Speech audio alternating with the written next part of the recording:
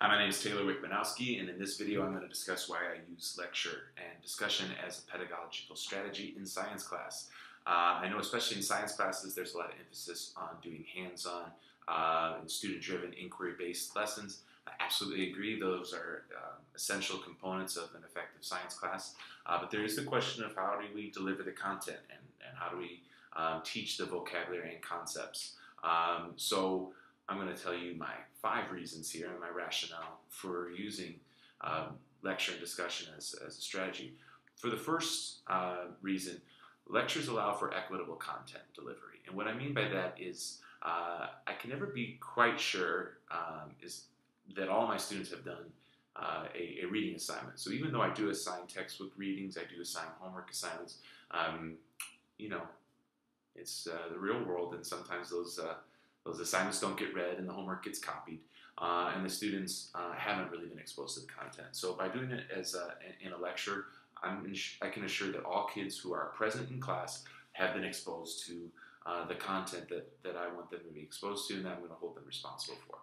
Okay, 2, lectures allow for frequent checks for understanding. This is especially helpful for my English language learners because a lot of times there's they're held up not that they can't conceptually grasp what's going on in the class, but there may be some more general academic vocabulary that they're unsure of. And I think that's a major limitation if you just leave it to a textbook, because the students may get lost in certain vocabulary. It's not necessarily content specific, but it impedes their understanding. So I can always look at not only the vocabulary that's on there, but just double check, okay, we've introduced this new concept, discuss it with each other, and let's see if you really understand it. It allows me to gauge where the class is at on the material. 3, lectures allow me to tailor my instruction to my students' individual needs.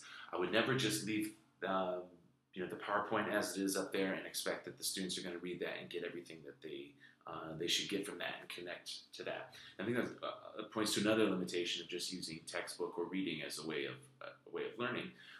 For a lot of students, especially in the United States, we're talking about English language learning students, which many of mine are. Their cultural background can be quite different, and their lived experience is quite different than, say, what the textbook author writes. So a lot of the analogies, metaphors, examples presented in a textbook might not work for the students in your classroom. So what I like about a lecture is that I can really tailor those the content and those examples to my students' experience and to their interests, and really work with them to help, how do I bridge this content information with their experience and put those two together. 4, lectures allow students to ask questions in real time. And that's really can I say this is my favorite part of doing a lecture? Because that really keeps it interactive. It keeps it alive. And those could just be questions where the students are asking because they need clarification. That's always helpful for me to know, where are the students at? Am I being clear? Is there something, is it vocabulary? What is it that needs clarification? And I always encourage students to ask questions, because I say, hey, listen, if you've got a question, and there's probably at least twice as many kids in the class who have that same question, but they're afraid to ask it. So please ask it so we can clarify. For me, though, it's even more fun when it's not a clarification question, but it's the students have that curiosity and they have a question about something else, a tangent to what's going on in the lesson. And for me, that's the best, because that gives us an opportunity to go and do some supplemental instruction, bring in some other examples, other things that relate to that. And a lot of times it's that supplemental instruction that's actually more memorable to the students than what was really planned out in your lesson. So that's really important. And as that happens, okay, sometimes it kind of gets the ball rolling. You get that inertia of these questions, and so one student's question may send me on a tangent to answer something, which may then get another student to ask a question, and then we get a lot more student interaction.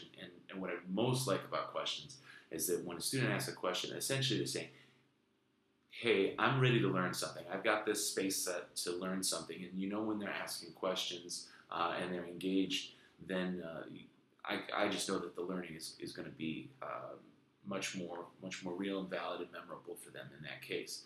Finally, though, number 5, lectures allow me to pose critical thinking questions. Okay? And in a lecture, and I know a lot of times a textbook does have critical thinking questions at the end of the chapter, or maybe in those checks for understanding things.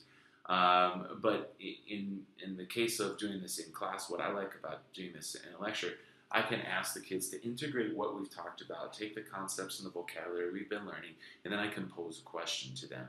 Pose a question that involves them using that information, those concepts and vocabulary, to try to solve a problem. I really made a focus of this class this year. Rather, environmental science can be gloom and doom. A lot of people point to all the environmental problems and say that's, this is what this class is about, let you know what all the problems are so you can get depressed. But I would never teach it that way. In my class, we look at what the problems are, we try to understand them scientifically and socially, politically, economically, from all those different angles, but then really start to talk about a search for solutions. How can we solve these problems? So in a lecture, at multiple points throughout a lecture, multiple points throughout the curriculum, I can ask students, hey, what is this? Let's reflect on this and the information, and let's pose a question that needs you either to make a recommendation, make a decision, maybe just form your opinion based on the evidence presented. And during that time, students can be grappling with those critical thinking questions in small groups. Allows me to walk around and interact with them.